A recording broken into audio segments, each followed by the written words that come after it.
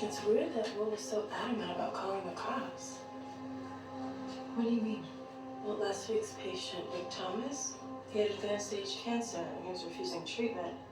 Will sent me out of the room to get a cautery, and when I came back, Vic was dead. I can't be certain, but I think Will let him die.